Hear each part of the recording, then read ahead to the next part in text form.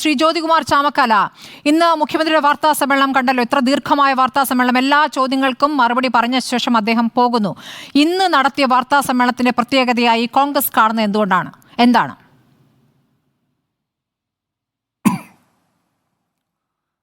ഇന്ന് നടത്തിയ പത്രസമ്മേളനത്തിൽ പ്രത്യേകതയൊന്നും കാണുന്നില്ല. അദ്ദേഹം ആരുടെയൊക്കെ തടവറയിലായിരുന്നു, അവരുടെയൊക്കെ തടവറയിൽ അദ്ദേഹം വീണ്ടും തുടരുന്നു എന്നുള്ളതാണ് പ്രശ്നം. ഇവിടെ പി വി അൻവറും ആ ഗ്യാങ്ങിൽ ഒരു ഭാഗത്ത് നിന്നിരുന്നയാളാണ്. പി വി അൻവർ ഇപ്പോൾ ആ ഗ്യാങ്ങുമായി തെറ്റിപ്പിരിഞ്ഞ് അദ്ദേഹം ചില ആക്ഷേപങ്ങൾ, ചില ആരോപണങ്ങൾ, ഈ സർക്കാരിനെതിരെ ഗുരുതരമായ ആരോപണങ്ങൾ ഉന്നയിച്ചിരിക്കുന്നു. എന്തായാലും ശ്രീ പ്രകാശിനെ പോലെയുള്ള ഇടതുപക്ഷ ചാനൽ ചർച്ചയിലെ ഡിബേറ്റിൽ വരുന്ന പ്രതിനിധികളെ ഇന്ന് ഈ ചർച്ചയിൽ കാണാനായതിൽ സന്തോഷമുണ്ട്. ഏറെ നാളുകൾക്ക് ശേഷമാണ് ഇടതുപക്ഷത്തിൻ്റെ ഒരു പ്രതിനിധിയെ നേരിട്ട് ചാനൽ ചർച്ചയിൽ കാണുന്നത്. അപ്പോൾ ഈ വിഷയത്തിൽ നമുക്കറിയാം, ഇവിടെ കഴിഞ്ഞ കുറേ നാളുകളായി പി വി അൻവർ, ഞാൻ ശ്രീ പ്രകാശൻ പറഞ്ഞിടത്തു നിന്ന് തന്നെ തുടങ്ങുന്നത്, പ്രകാശൻ പറഞ്ഞുകൊണ്ടിരുന്നത് പ്രതിപക്ഷം പറഞ്ഞുകൊണ്ടേയിരുന്നു. പ്രതിപക്ഷം പറഞ്ഞുകൊണ്ടിരുന്ന കാര്യങ്ങളാണ് പി വി അൻവർ ആവർത്തിച്ചത്. പി വി അൻവർ ആവർത്തിക്കുമ്പോഴും ഇന്ന് എത്തി നിൽക്കുന്ന പ്രധാനപ്പെട്ട വിഷയങ്ങൾ നോക്കൂ സ്മൃതി. ഒന്ന്, അദ്ദേഹം വയനാടുമായി ബന്ധപ്പെട്ട വിഷയങ്ങൾ ആദ്യം അവതരിപ്പിച്ചു. അതിനുശേഷം ആനുകാലിക രാഷ്ട്രീയ സംഭവവികാസങ്ങളെക്കുറിച്ച് കടന്നു വന്നപ്പോൾ ആദ്യം അദ്ദേഹം പറഞ്ഞത് പൂരം കലക്കലുമായി ബന്ധപ്പെട്ട വിഷയത്തിലാണ്. രണ്ടാമത്തേത് RSS നേതാക്കന്മാരെ കണ്ടതുമായി ബന്ധപ്പെട്ട വിഷയത്തിൽ അദ്ദേഹം അഭിപ്രായം പറഞ്ഞു. മൂന്നാമത് അൻവറുമായിട്ടുള്ള ബന്ധത്തെക്കുറിച്ച് അദ്ദേഹം കൃത്യമായ അഭിപ്രായം പറഞ്ഞു. നാലാമത് പി ശശിയോടുള്ള അദ്ദേഹത്തിൻ്റെ നിലപാട് പറഞ്ഞു. അഞ്ചാമത് CPIയോടുള്ള നിലപാട് അദ്ദേഹം വ്യക്തമായി പറഞ്ഞു.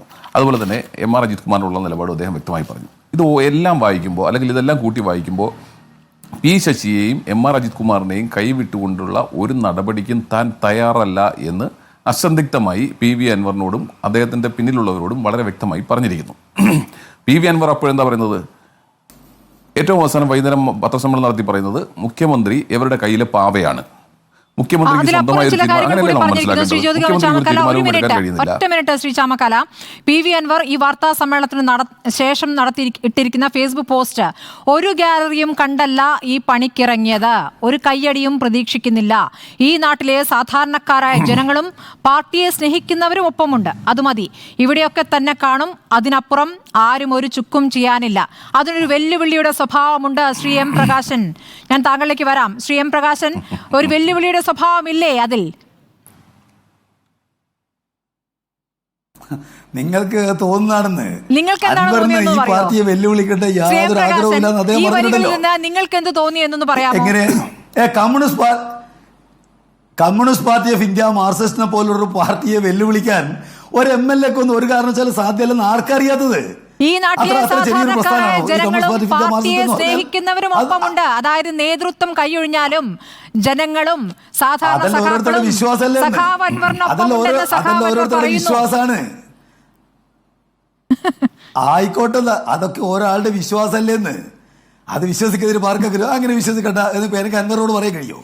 പക്ഷേ എന്താണ് ഓരോ ആളുകളും ചെയ്യുന്നത്, എങ്ങനെയാണ് വീക്ഷിക്കുന്നത്, ശ്രീ എം പ്രകാശൻ? അൻവർ കോൺഗ്രസ് അല്ല എന്ന് ഉറപ്പിച്ച് പറഞ്ഞിട്ടുണ്ടല്ലോ. ഞാൻ കോൺഗ്രസ് മുഖ്യമന്ത്രിയാണല്ലോ. മുഖ്യമന്ത്രിയല്ലേ അദ്ദേഹത്തിന്റെ കോൺഗ്രസ് സംസ്കാരം എന്ന മട്ടിൽ പറഞ്ഞത്. അൻവർ സമ്മതിച്ചു. EMSും കോൺഗ്രസ് ആയിരുന്നു എന്ന് പറഞ്ഞ്. അതെ, EMSനോടാണ് ഇപ്പോ അൻവർ അദ്ദേഹത്തെ താരതമ്യപ്പെടുത്തുന്നത്. നല്ല കാര്യം. ആരെ? മുഖ്യമന്ത്രിയോ? അതിലൊന്നും പാർക്കെങ്കിലും എന്തെങ്കിലും രേഖപ്പെടുത്തുന്നല്ലേ. ശരി, ഞാൻ ജ്യോതികുമാർ ചാമക്കാലയിലേക്ക് പോകുന്നു. ശ്രീ ചാമക്കാല, ഇപ്പോഴത്തെ അൻവറിന്റെ ഏറ്റവും ഒടുവിലത്തെ ഫേസ്ബുക്ക് പോസ്റ്റ് കൂടി നോക്കിയിട്ട് വേണം ഈ വിഷയത്തിലുള്ള പ്രതികരണം. ശ്രീ ചാമക്കാല, ഞാൻ നോക്കിയിരുന്നു. അത് കുറച്ച് മുമ്പേ വന്നതാണ്. 6 മിനിറ്റ് ഞാൻ അതിലേക്കാണ് വന്നുകൊണ്ടിരുന്നത്.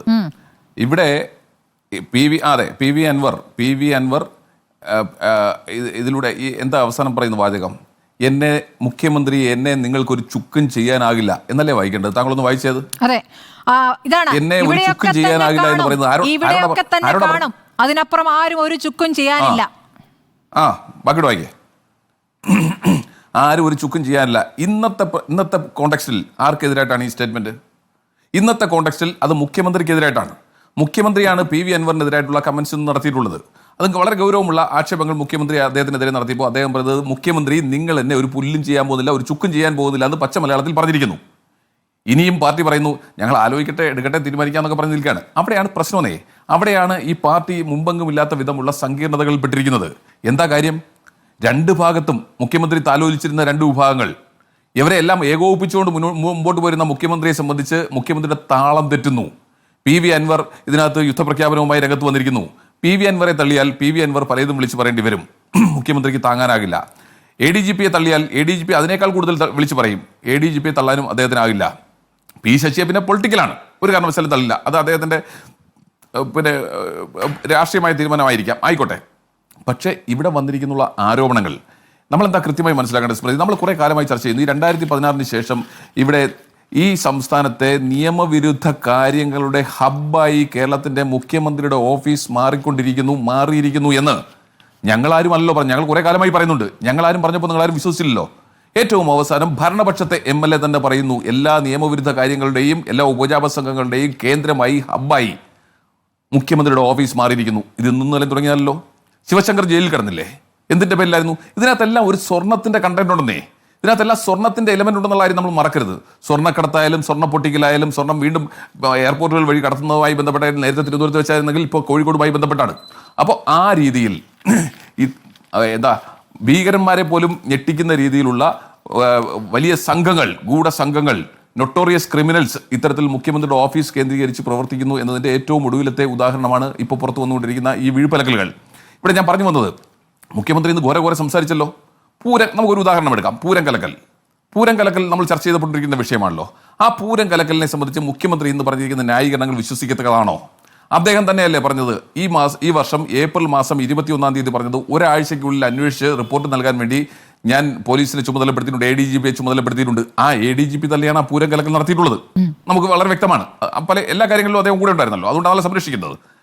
എന്നിട്ടോ 5 മാസം കഴിഞ്ഞിട്ടും അത് കിട്ടാതെ വന്നപ്പോൾ മാധ്യമപ്രവർത്തകർ വിവരാവകാശ പ്രകാരം ചോദിക്കുമ്പോൾ അത്തരത്തിലുള്ള റിപ്പോർട്ടില്ല എന്ന് പറയുന്നു. ഇപ്പോൾ അദ്ദേഹത്തിനെ സസ്പെൻഡ് ചെയ്തിരിക്കുന്നു. 1 ദിവസം കൊണ്ട് തന്നെ റിപ്പോർട്ട് ഈ മറുപടി കൊടുത്തതിൻ്റെ പേരിലാണെന്ന് പറയുന്നു. 30 ദിവസത്തിനകം കൊടുത്താൽ മതിയായിരുന്നല്ലോ, പിന്നെ എന്തിനാണ് വിവരാവകാശ നിയമപ്രകാരം മറുപടി 1 ദിവസം കൊണ്ട് കൊടുത്തതെന്നൊക്കെയാണെന്ന് കാരണമെന്ന് ഞാൻ കേൾക്കുന്നു. ഏതായാലും ഇന്നിപ്പോൾ മുഖ്യമന്ത്രി പറഞ്ഞെന്താ, ഇതിനെ സംബന്ധിച്ച് 5 മാസം ആയപ്പോൾ 4.5 മാസം കഴിഞ്ഞപ്പോൾ കഴിഞ്ഞ ആഴ്ച എൻ്റെ മുമ്പിൽ ഒരു റിപ്പോർട്ട് വന്നു, ഇനി സമയം വേണമെന്ന് ആവശ്യപ്പെട്ടിട്ടുണ്ട്, ഞാൻ അടുത്ത 24-ാം തീയതി തരാൻ പറഞ്ഞിട്ടുണ്ട്. ഇത് നമുക്ക് വിശ്വസിക്കാൻ കഴിയുന്ന ഒരു മറുപടിയാണോ ഒരു മുഖ്യമന്ത്രിയിൽ നിന്നുണ്ടായിട്ടുള്ളത്? ഒരാഴ്ചയ്ക്കുള്ളിൽ തീരുമാനമെടുക്കണമെന്ന് പറഞ്ഞിട്ടുള്ള വളരെ ഗൗരവമുള്ളൊരു വിഷയത്തെ സംബന്ധിച്ച് പിന്നെ എന്താ പറയുക, തൃശ്ശൂർ പൂരം പോലെയുള്ള കേരളീയ സമൂഹം ഏറെ പിന്നെ ആഘോഷിക്കുന്ന ഒരു സംഭവവുമായി ബന്ധപ്പെട്ട് അത് കലക്കാൻ ശ്രമിച്ചതുമായി ബന്ധപ്പെട്ട വിഷയത്തെ സംബന്ധിച്ചല്ലേ മുഖ്യമന്ത്രി കേരളീയ സമൂഹത്തോട് പച്ചക്കള്ളം പറഞ്ഞത്? അപ്പോൾ ആ അന്വേഷണം അന്ന് പ്രഖ്യാപിച്ചപ്പോൾ അവിടെ തീർന്നു.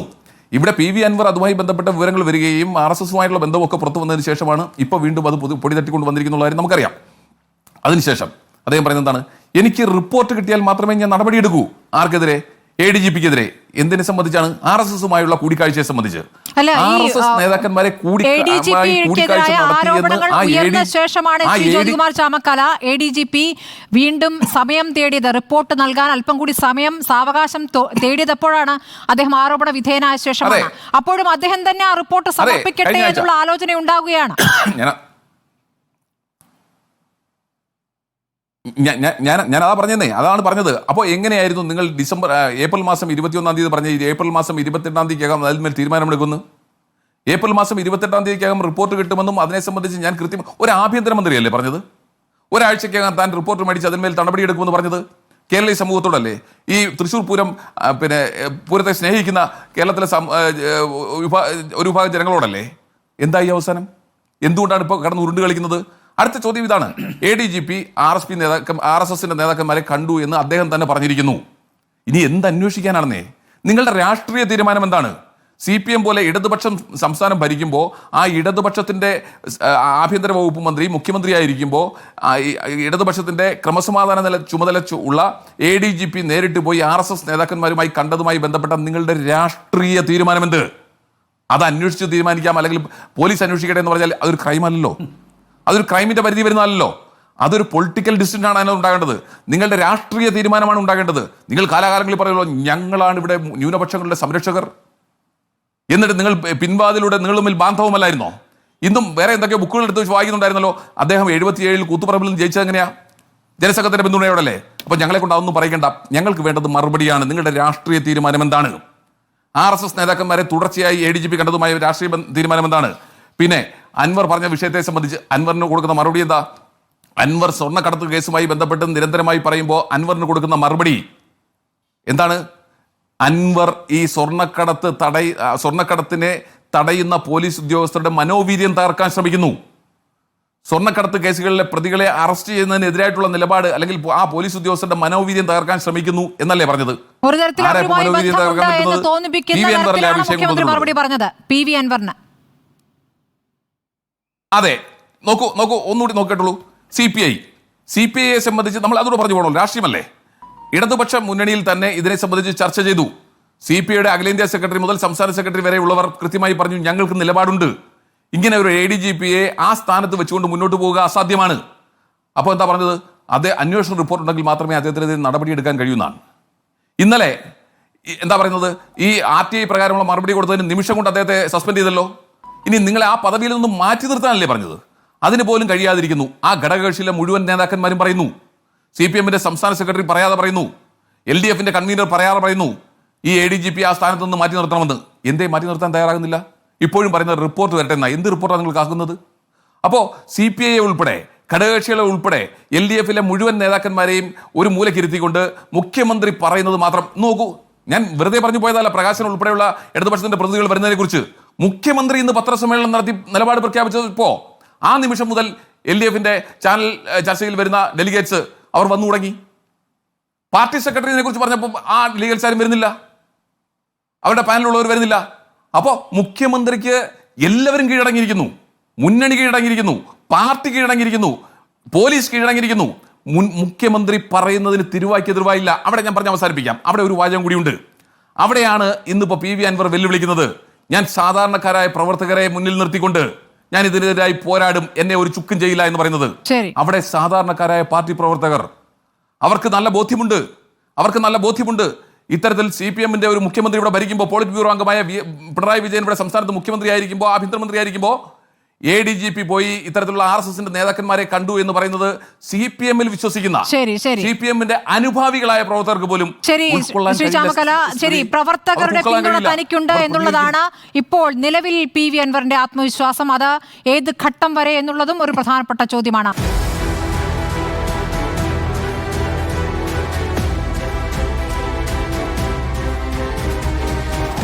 ഡിബേറ്റ് വിത്ത് സ്മൃതി പരുത്തിക്കാട്.